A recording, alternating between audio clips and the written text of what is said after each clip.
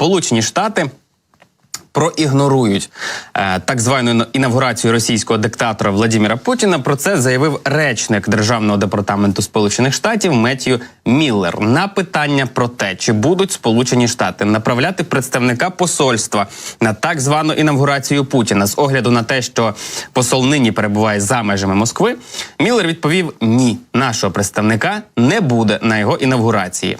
Але він, однак, підтвердив попередню позицію Вашингтона про те, що там і надалі визнають Путіна президентом Російської Федерації. Я зацитую Меттью Міллера: «Ми однозначно не визнаємо ті вибори, мається на увазі президента Росії, вільними і чесними, але він президент Росії і продовжуватиме діяти у цій ролі». На цьому крапка. Рішення Сполучених Штатів не змінюється. Але що може змінюватися, так це динамічна ситуація на полі бою, зрештою. І журналісти видання The Independent пишуть, що Росія використовує сухопутні маршрути в окупованій східній Україні для постачання боєприпасів на свою лінію фронту після неодноразових атак України на Керченський міст.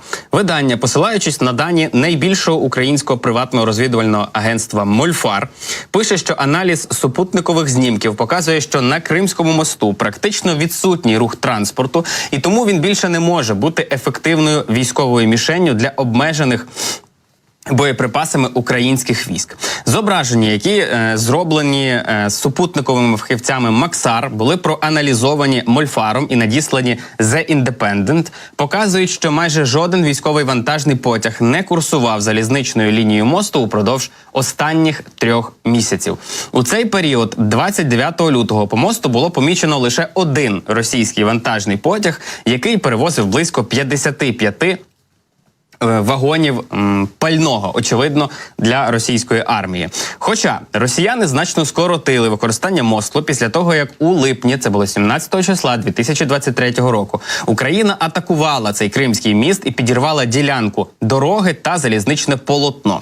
Я нагадаю вам, що 8 жовтня 2022 року на Кримському мосту пролунав вибух, його частково було зруйновано. У липні 2023 року Володимир Зеленський заявив, що Кримський міст для України є цілком законною ціллю, адже ним окупанти перевозять зброю, і за його словами, ця ціль має бути нейтралізована. У травні вже 2024 року окупанти заявили, що для підриву Керченського мосту, тоді у жовтні, коли на мосту пролунав вибух, використовувався саморобний вибуховий пристрій потужністю еквівалентною 10 тоннам тротилу. В його основі було тверде ракетне паливо заховане у бобіни поліетиленової плівки.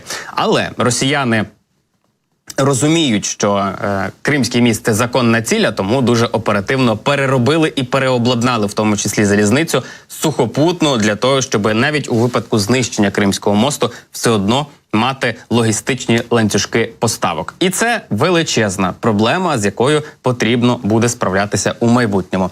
Тим часом журналісти видання «Мілітарний» дослідили кадри російських ЗМІ, на яких видно український безпілотний катер, який називається «Магура В-5», яким спецпідрозділ груп 13 Головного управління розвідки Міністерства оборони України знищив російський швидкісний катер у Чорному морі. Це було 6 травня, тобто вчора. Виявляється, що тепер цей «Магура В-5» має або немає. Він є носієм зенітних ракет Р-73.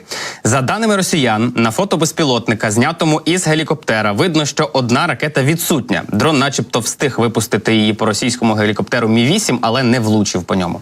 Експерти «Мілітарного» при цьому відзначають, що на відео помітно на борту безпілотника надбудови, які за своїми контурами нагадують радянську зенітну ракету класу «Повітря». «Повітря» і називається вона Р-73. Також, як пишуть журналісти, можна зробити висновок, що зенітні морські дрони продовжують нести бойову частину і можуть вражати кораблі супротивника, адже після критичних уражень безпілотника відбувся потужний вибух.